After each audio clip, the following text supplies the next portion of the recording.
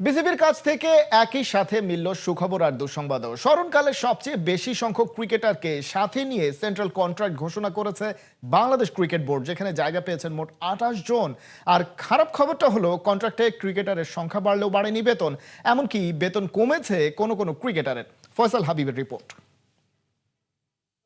তোমরা খেলতে পারো, তোমাদের পিছে যা খরচ করছি এটার তোমরা এবার তোমাদের কাছ থেকে আমরা নিতে থাকি, ফেরত দাও। খারাপ খেললে ক্রিকেটারদের বেতন কেড়ে নেওয়া উচিত, ক্রিকেটাররা বেশি পরিমাণে ডাব খায় ধরনের কত কথাই না বলেছেন বিসিবির ফিন্যান্স কমিটির চেয়ারম্যান এম নাজমুল ইসলাম। ক্রিকেটারদের প্রতি অবহেলা আর টাকার প্রতি মায়াই প্রকাশ পেয়েছিল নাজমুলের এমন বক্তব্যে। বৃহস্পতিবার বিসিবির ঘোষিত 2026 সালে ক্রিকেটারদের কেন্দ্রীয় চুক্তি দেখে মনে হতেই পারে এম নাজমুল কেবল কথায় নয় কাজেও বিশ্বাসী।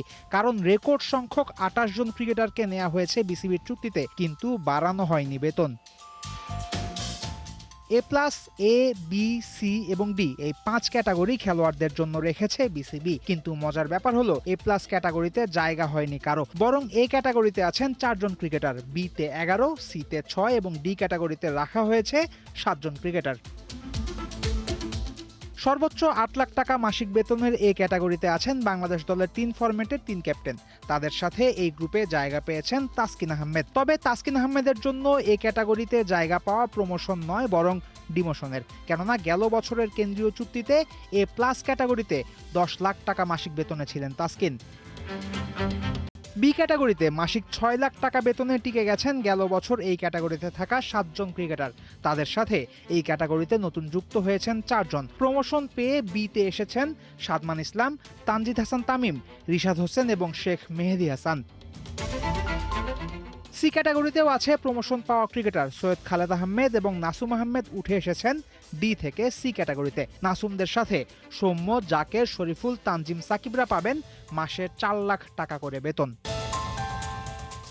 বিসিবির প্রকাশিত কেন্দ্রীয় চুক্তির ডি ক্যাটাগরিতে থাকা 7 ক্রিকেটারের সবাই ডাক পেয়েছেন এবারই। প্রতি মাসে 2 লাখ টাকা করে বেতন পাবেন সাইফ হাসান, পারভেজ হোসেন ইমন, তানভীর ইসলাম, নাইম হাসান, হাসান মুরাদ, শামীম হোসেন, নুরুল হাসানরা। ক্রিকেটারদের এই বেতন কাঠামো প্রযোজ্য হবে চলতি বছরের 31 ডিসেম্বর পর্যন্ত। বেশি পরিমাণ ক্রিকেটারকে কেন্দ্রীয় চুক্তিতে অন্তর্ভুক্ত করায় বিসিবি প্রশংসাও পাবে।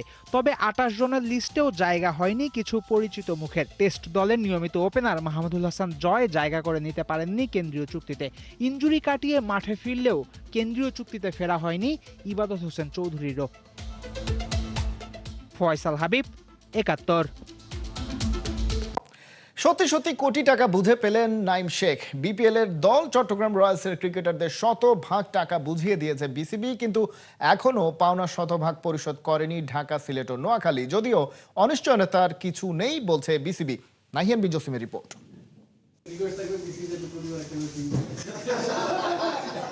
বিসিবি যেন প্রতি বছরই 2-4টা টিম দেয়। শরীফুলের কথায় হাসির রোল, কিন্তু রূঢ় বাস্তবতাটা শরীফুলদের চেয়ে আর কেই বা ভালো বুঝে। লাস্ট ইয়ারের পেমেন্ট এখনো, মানে এই বছর না, লাস্ট ইয়ারের পেমেন্ট এখনো পাবো, ঠিক আছে। প্রতিবারই বিপিএল খেলেন, টাকার জন্য দাঁড়ে দাঁড়ে ঘুরেন। ভাগ্যিস এবার আগে ভাগেই বিপিএল ছেড়ে পালায় চট্টগ্রামের মালিক ট্রায়াঙ্গেল সার্ভিসেস। দায়িত্ব বুঝে নেয় বিসিবি, তাই তো শরীফুলদের মুখে চওড়া হাসি। অবশিষ্ট 50% পারিশ্রমিকের টাকা প্রথম রমজানেই ক্রিকেটারদের বুঝিয়ে দিল বিসিবি। ঢাকা আরও একটা সপ্তাহ টাইম চেয়েছে। ঢাকার হচ্ছে, আমি আপনাকে বলি, ঢাকার চেক রাখা আছে 5 কোটি টাকার, ব্যাংক গ্যারান্টি রাখা আছে 5 কোটি টাকার। আমার যতটুকু খবর পেয়েছি তাদের এই 5 কোটি টাকার অনেক নিচে তার ইয়েতে ম্যানেজমেন্ট সহকারে। সিলেটেরও কালকে যেটা করা হয়েছে, ওরা যে লিস্ট দিচ্ছে সেই লিস্টে তো আমরা ভেরিফাই করতে হবে। তো গতকাল মিরাজ আসছিল, আমরা সবাই সামনে টেলিফোন করে ওই লিস্টটা বানিয়ে সিলেটকে পাঠিয়েছি যে এই সিচুয়েশন আছে। সিলেটেরও কিন্তু আমাদের কাছে পে অর্ডার ক্যাশ হিসাবে ধরা আছে। হ্যাঁ, সো ওরা যখন ওদের ম্যানেজমেন্টের ম্যানেজমেন্ট থেকে সার্টিফিকেট এনে দিতে হবে যে ফুল পেয়েছি আমি, হ্যাঁ, আমরা ভেরিফাই করে নিব, নয়তো আমরা সিলেটের টাকার থেকে দিয়ে দিব। সবাই পেমেন্টের জন্য দাঁড়ায় থাকে, এখানে পেমেন্ট রেডি প্লেয়ারই আসে না। নাফিস ইকবালের কথাটাই যথার্থ। অন্যবার টাকার জন্য ক্রিকেটাররা ঘুরেন মালিকদের পিছে পিছে, অথচ এবার বিসিবির টাকা নিয়ে বসে আছে খবর নেই চট্টগ্রাম রয়্যালসের ক্রিকেটারদের। কোটি টাকার ক্রিকেটার নাইম শেখও আসলেন সবার চেক বন্টনের পরে। এইবার সত্যি বলতে আগে যেটা পাইছি সবসময় মানে প্রসিডিউর অনুযায়ী পাইছি, যে খেলার আগে 25%, মাঝখানে 50%, দেন শেষ হওয়ার 1 মাস বা 1.5 মাসের ভিতরে পাইছি। তো হয়তো টাইমটা এদিক ওদিক হয়েছে, বাট এবার প্রপার টাইমে। আমরা যখন টেক ওভার করে ফেলছি, এটা আমার টিম, আমি ওই কন্ট্রাক্ট দেখে ওর টাকাটা যেটা মনে হয়েছে সেটাই দেওয়া, হ্যাঁ কন্ট্রাক্টের পুরো টাকাটা দিয়েছে। হাবিবুল বাশার, নাফিস ইকবালদের মুখে হাসি, কিন্তু ক্রিকেটারদের পারিশ্রমিক বন্টনের দিনে তাদের একটু মন খারাপ হবারই কথা।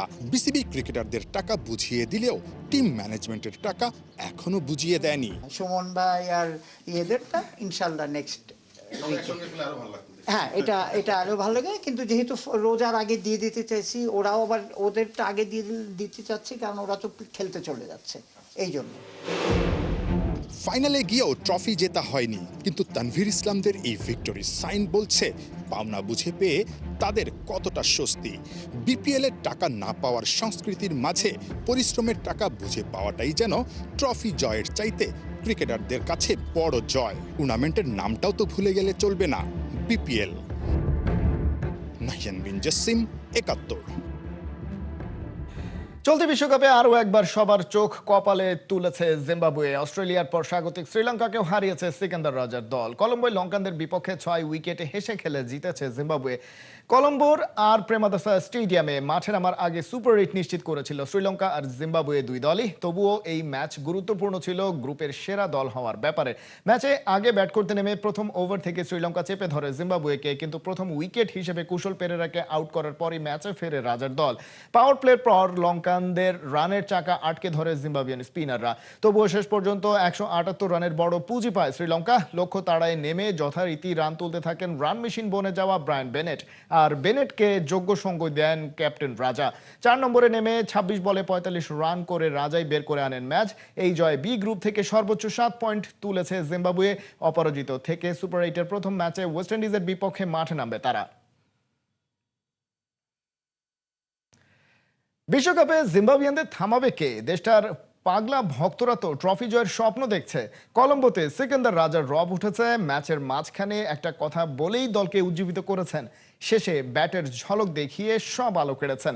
বিশ্বকাপে জিম্বাবুয়ের সাফল্যের গল্প কলম্বো থেকে জানাচ্ছেন সাইফুল রূপক। ছোট দলের বড় তারকা সিকান্দার রাজা এই বিশ্বকাপে জিম্বাবুয়ের ছোট দল নিয়েই হয়ে গেছে জায়ান্ট কিলার। রোজা রেখে ঠিক ইফতারের ঠিক আগে পরন্ত বিকেলে ব্যাটিংয়ে নেমে 26 বলে 45 রান, 4টা বিশাল ছক্কা। সিকান্দার রাজা এক্সাম্পল সেট করছেন। সিকান্দার রাজা দেখিয়ে দিচ্ছেন কিভাবে এই মুহূর্তে এইভাবেও জিততে হয়, কিভাবে 101 মিটার ছক্কা হাঁকাতে হয়। কলম্বোর লঙ্কান দর্শকরাও সিকান্দার রাজাকে স্যালুট দিচ্ছে। জিম্বাবুয়ে এই বিশ্বকাপে সুপার 8-এ উঠবে, শ্রীলঙ্কাকে পেছনে রাখবে, অস্ট্রেলিয়াকে বিদায় করবে, কে ভেবেছিল? সেই জিম্বাবুয়ে এখন উৎসবে মেতেছে। জিম্বাবুয়ের দর্শকরা আনন্দে মাতোয়ারা। তাদের এখন লক্ষ্য একটাই, India, south Africa, West Indies তাদেরকেও সুপার 8-এ চমক দেখানো। সেমিফাইনাল খেলা, ফাইনাল খেলা, ট্রফি জয়ের স্বপ্ন অনেকে দেখছে, কারণ এই জিম্বাবুয়ে ভিন্ন এক ব্র্যান্ডের ক্রিকেট খেলছে। সিকান্দার রাজা বলছিলেন যে যখন 178 রান করেছে শ্রীলঙ্কা ব্রেকের সময়, তখন ক্যাপ্টেন পুরো দলকে বলেছে শ্রীলঙ্কা 10 রানের শট আছে, অর্থাৎ 10 রান কম করেছে। এই যে বড় টার্গেট, অবশ্যই হোম গ্রাউন্ড লঙ্কানদের, তাদের প্রায় 30 থেকে 32 হাজার দর্শক গ্রাউন্ডে ছিল, জিম্বাবুয়ের এগেনস্টে ছিল। সেই জায়গাটাতে দলকে মোটিভেট করার, দলকে অনুপ্রেরণা দেওয়ার, দলকে চাঙ্গা করার জন্য ক্যাপ্টেনের ওই মেসেজটা নিশ্চয়ই ব্যাটারদের খুব বেশি কাজে লেগেছে। জিম্বাবুয়ের ওপেনাররা কিন্তু শুরুতে একদম পজিটিভ ইন্টেন্টে ব্যাটিং করেছে। পাওয়ার প্লেতে 55 রান, তারপর রায়ান বাল, সিকান্দার রাজা, ওপেনিংয়ে বেনেট দায়িত্বটা দুর্দান্তভাবে পালন করেছে। রায়ান বাল একটা ছক্কা হাঁকিয়েছেন 103 মিটার, সিকান্দার রাজা 101 মিটার। বাংলাদেশের দাবিটা আইসিসি মানছিল না, তখন এমনও কথা শোনা যাচ্ছিল যে বাংলাদেশের যেন এই গ্রুপে রাখা হয়, অর্থাৎ আয়ারল্যান্ডকে বাংলাদেশের গ্রুপে নিয়ে বাংলাদেশকে জন্য এই Sri Lanka, Australia, Bangladesh, Zimbabwe, Oman এই গ্রুপে রাখা হয়। অথচ এই গ্রুপের এখন অবস্থাটা দেখেছেন।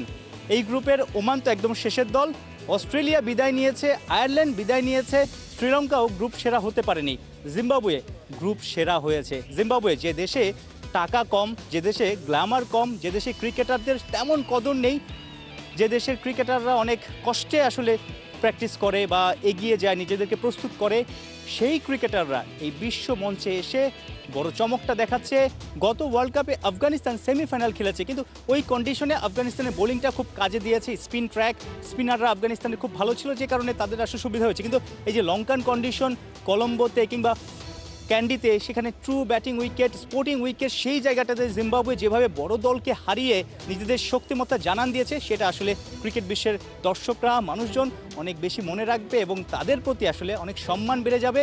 এবং জিম্বাবুয়ে এখন থেকে আসলে সবাই জিম্বাবুয়েকে গোনায় ধরবে, বড় দলরাও আসলে ভয় পাবে, কারণ জিম্বাবুয়ে বনে গেছে জায়ান্ট কিলার। সাইফুর রূপক, ৭১, কলম্বো, শ্রীলঙ্কা। বিপদ কখনো একা আসে না, অস্ট্রেলিয়ার জন্য বিপদ এসেছে দল বলে। এবার নতুন বিপদে ট্রাভিস হেডরা। ১২৮ বছর ক্রিকেট ফিরছে অলিম্পিকে, আর লস অ্যাঞ্জেলসে অলিম্পিকেই সরাসরি জায়গা পাওয়া নিয়ে শঙ্কায় ক্রিকেট দুনিয়ার শক্তিমান দলটার। কোহিনুর কণার রিপোর্ট। যে ট্রফিটাকে সবাই মাথায় করে রাখতে চায় ২০২৩ ওয়ানডে বিশ্বকাপ জয়ের পর, সেই ট্রফিটাকে এমন অসম্মান করেছিলেন মিচেল মার্শ। এবারে টি-20 বিশ্বকাপের গ্রুপ পর্ব থেকে বিদায় নেয়ার পর থেকে পুরনো ছবিটা ভেসে আসছে নতুন করে। সেই ছবি শেয়ার করে অনেকেই বলছেন মার্শের এই কর্মফলই ভোগ করছে তার দল অস্ট্রেলিয়া। ক্রিকেট ভক্তদের এমন মন্তব্য একেবারে উড়িয়ে দেওয়ার উপায় কই। ২০২৩ বিশ্বকাপে ভারতকে ওদেরই মাটিতে হারিয়ে বিশ্বকাপের হেক্সা মিশন ডান হওয়ার পর থেকে আইসিসির আর কোনো গ্লোবাল টুর্নামেন্টে ট্রফি জেতেনি দলটা। ২০২৪ টি-20 বিশ্বকাপের সুপার ৮ থেকে বিদায় নেয় অজিরা। ২০২৫ সালের চ্যাম্পিয়ন্স ট্রফির সেমিফাইনালে শেষ হয় স্টিভ স্মিথ বাহিনীর জার্নি। বিশ্ব টেস্ট চ্যাম্পিয়নশিপের গেল আসরে রানার্স আপ হয় প্যাট কামিন্সের দল। এখানেই অবশ্য অস্ট্রেলিয়ার দুর্ভাগ্যের শেষ হচ্ছে না। ২০২৬ টি-20 বিশ্বকাপের গ্রুপ পর্ব থেকে বিদায় নিয়ে এবার আরেক বিপদে ট্রাভিস হেড অ্যান্ড কো। অনিশ্চিত হয়ে গেছে অস্ট্রেলিয়ার ২০২৮ লস অ্যাঞ্জেলেস অলিম্পিকে সরাসরি জায়গা পাওয়া। লস অ্যাঞ্জেলেস অলিম্পিকের মধ্য দিয়ে ১২৮ বছর পর ক্রিকেট ফিরছে ২০২৮ সালে, যেখানে ক্রিকেটের ৬টি দল খেলার কথা। আয়োজক দেশ যুক্তরাষ্ট্র ছাড়া বাকি ৫টি জায়গায় প্রতিটা মহাদেশ থেকে একটি করে দল বেছে নেওয়া হতে পারে। এখনও অবশ্য এই টুর্নামেন্টের যোগ্যতা অর্জনের চূড়ান্ত নিয়ম ঘোষণা করেনি ইন্টারন্যাশনাল অলিম্পিক কমিটি। যদি আইসিসি টি-20 র্যাঙ্কিংকে যোগ্যতার মানদণ্ড হিসেবে বিবেচনা করে আইএসসি, তখনই অজিদের জন্য বাধবে বিপত্তি। এবারের বিশ্বকাপে সেমিফাইনালে উঠে গেলে র্যাঙ্কিংয়ে অস্ট্রেলিয়াকে টপকে যাবে নিউজিল্যান্ড। তাহলে ওশেনিয়া অঞ্চল থেকে আগামী অলিম্পিকে খেলার যোগ্যতা অর্জন করবে সেন্টিনাররা। তবে তখনও সুযোগ অবশ্য থাকছে অস্ট্রেলিয়ার। আইসিসির র্যাঙ্কিংয়ে বিভিন্ন অঞ্চলের দ্বিতীয় স্থানে থাকা দলগুলোকে নিয়ে হতে পারে যোগ্যতা অর্জন প্রতিযোগিতা, যেখানে চ্যাম্পিয়নরা ষষ্ঠ দল হিসেবে যাবে অলিম্পিকে। শেষ পর্যন্ত যদি ২০২৮ লস অ্যাঞ্জেলেস অলিম্পিকে খেলার যোগ্যতা অর্জন করতে না পারে অস্ট্রেলিয়া, তা হবে দলটার জন্য আরেকটা বড় ধাক্কা। কারণ ২০৩২ সালের অলিম্পিকের আয়োজক ব্রিসবেন, ওই গেমসেও থাকবে ক্রিকেট। কোহিনুর কণা, ৭১। তুরস্ক সরকারের আমন্ত্রণে এবার ঘরহারা কিছু মানুষের পাশে দাঁড়ালেন মেসুত ওজিল। রোহিঙ্গা রিফিউজি ক্যাম্পে আয়োজিত বিশেষ ফুটবল টুর্নামেন্টের ফাইনালে দিব্যি নেমে গেলেন জার্সি পরে। রমজানের প্রথম দিনে সাধারণ মানুষ দেখলেও জার্মানির হয়ে বিশ্বকাপ জেতা তারকা কতটা মাটির মানুষ হয়ে উঠতে পারেন, স্রেফ অসহায়ের পাশে দাঁড়াতে চান বলেই। রিপোর্টে বিস্তারিত। That I'm here in Bangladesh today, especially in this place, to see the people, to understand the people, and as I said before, see you soon, inshallah. Thank you. Salam. Thank you. সাইনবোর্ডে লেখা Rohingya football league, কিন্তু মাঠে খেলতে দেখা গেল এমন কাউকে যে সারা দুনিয়ার কাছেই চেনা মুখ। মেসুত ওজিল ফুটবল খেলছেন টেকনাফের কোনো এক অজানা মাঠে। আগের দিনই সাড়া পড়ে গিয়েছিল সারা বাংলাদেশে। মেসুত ওজিল লেভেলের কোনো তারকা যে কিনা ফিফা বিশ্বকাপ জিতেছে জার্মানির হয়ে, তার ঢাকায় আসার খবর আলাদা করে প্রচারের উদ্যোগ ছিল না। তবে ওজিল বলে কথা, খবরটা তো আর চাপা থাকে না। ঢাকা থেকে সোজা কক্সবাজার এয়ারপোর্ট আর সেখান থেকে বাই রোডে টেকনাফ। সাথে ছিলেন তুরস্কের প্রেসিডেন্ট রিসেপ তাইপ এরদোয়ানের ছেলে বিলাল এরদোয়ান। প্রোটোকলটা তাই প্রেসিডেন্সিয়াল। ঢাকা থেকে শুরু করে কক্সবাজার, বিলাল এরদোয়ান জানিয়েছেন এই ক্যাম্পেইনের লক্ষ্য। মেসুদকে সাথে নিয়ে টিকার আয়োজনে আমরা এখানে এসেছি তুরস্কের প্রেসিডেন্ট এবং আমার মায়ের সালাম পৌঁছে দিতে। মা এখানে এসেছিলেন 8 বছর আগে। আমরা আসলে রোহিঙ্গাদের শিক্ষা নিয়ে কাজ করতে চাই, যা থেকে তারা 40 বছরের বেশি সময় ধরে বঞ্চিত। টিকা এই কাজটি করছে যাতে রোহিঙ্গারা তাদের দেশে ফিরে গিয়ে শিক্ষিত মানুষ হিসেবে নিজেদের জীবনযাপন করতে পারে। বাংলাদেশের আরবি ক্যালেন্ডার হিসেবে রমজানের প্রথম দিনই কক্সবাজারে আসেন মেসুত ওজিল। তাই ইফতারের জন্য ছিল বিশেষ আয়োজন। তার আগে অবশ্য রোহিঙ্গা ফুটবল লিগে অংশ নেন। ইংলিশ প্রিমিয়ার লিগে আর্সেনালের জার্সিতে দুনিয়া মাতানো মেসুত ওজিলের সিভিতে নতুন সংযোজন। বাসেকশায়ার ক্লাবের পর এবার তিনি খেললেন রোহিঙ্গা ফুটবল লিগও। সময়ের সাথে সাথে ফুরায় বেলা, ফুরায় খেলা, সন্ধ্যা নেমে আসে। রোহিঙ্গা ক্যাম্পেও ফাগুনের সন্ধ্যা নামে। ইফতারের সময় হয় যেখানে মেসুত ওজিলের জন্য ছিল বিশেষ আয়োজন। রমজানের প্রথম ইফতার জার্মান সুপারস্টার করলেন রিফিউজিদের সাথে। চাইলেই যেটা হতে পারত কক্সবাজারের কোনো আলিশান 5 স্টার হোটেলে, কিন্তু না, যার যেখানে আনন্দ সে তো সেটাই সেখানে খুঁজে নিতে জানে। তুরস্ক সরকারের চ্যারিটি প্রজেক্ট টিকার আওতায় মেসুত ওজিল এসেছেন বাংলাদেশে। তবে চ্যারিটি ওয়ার্ক এটাই তার প্রথম নয়। ব্রাজিল বিশ্বকাপে জার্মানির জার্সিতে বিশ্ব জয় করা এই ফুটবলার ব্রাজিল ও আফ্রিকার 1000-এর বেশি শিশুর জরুরি অস্ত্রোপচারে সহায়তা করেছেন। তুরস্ক, সিরিয়া এবং লন্ডনের প্রায় 1 লাখ রিফিউজির কাছে খাবার পৌঁছে দিয়েছেন। 2014 সালে বিশ্বকাপ জিতে যে 3 লাখ ইউরো বোনাস পেয়েছিলেন তার পুরোটাই ব্রাজিলের 23 অসুস্থ শিশুর চিকিৎসায় দান করেন। তাই মেসুত ওজিল কেবল একজন ফুটবলার নন, সারা দুনিয়ায় তিনি হয়ে উঠেছেন এক অনন্য মানবতার নাম, যার বিস্তৃতি শুধু জার্মানি থেকে তুরস্ক হয়ে টেকনাফ পর্যন্ত। খালিদ জামিল, 71।